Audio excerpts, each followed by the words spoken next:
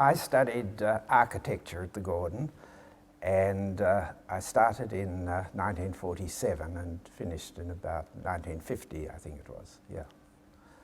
Studying at the Gordon in those days was a very practical and strongly, still professional, but there was much more concentration on the nuts and bolts of architecture and building rather than, for instance, the more glamorous architectural design approach. So it was very interesting. And we actually, when I say the nuts and bolts, I really mean that, because we had to, in fact, study the details of joinery, how a window worked, and we would have to draw a double-hung window with its weights and chords and things like that. And you would also be required to, we were studying chemistry, we were studying physics and maths, and that really required us to be able to design in steel or in timber or in concrete, and actually do the calculations for, say, a concrete beam. And I think at university they were getting a pretty good view on that as well, but they probably didn't actually do the computations.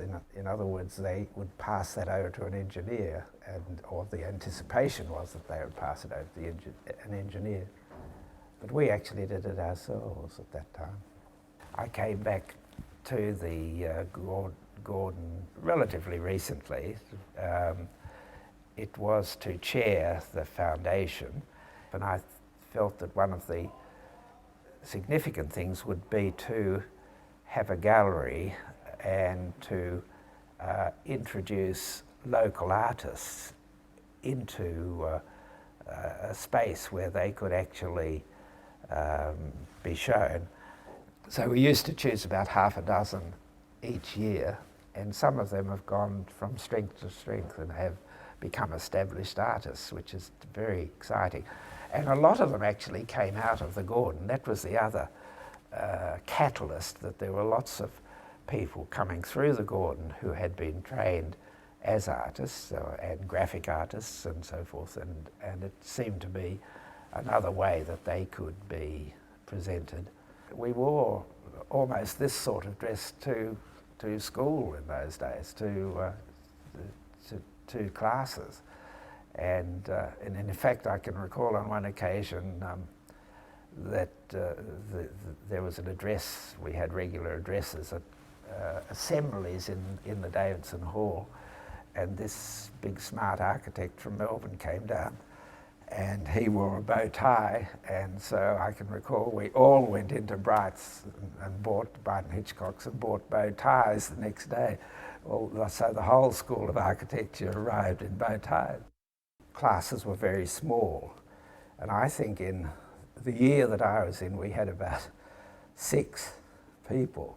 So we had these really high quality professional teachers, and I think in any assessment of your background in education, I guess the teachers are the most important thing, and the most important influence, is probably the most important memory. And I do have great memories of very good teachers of that time.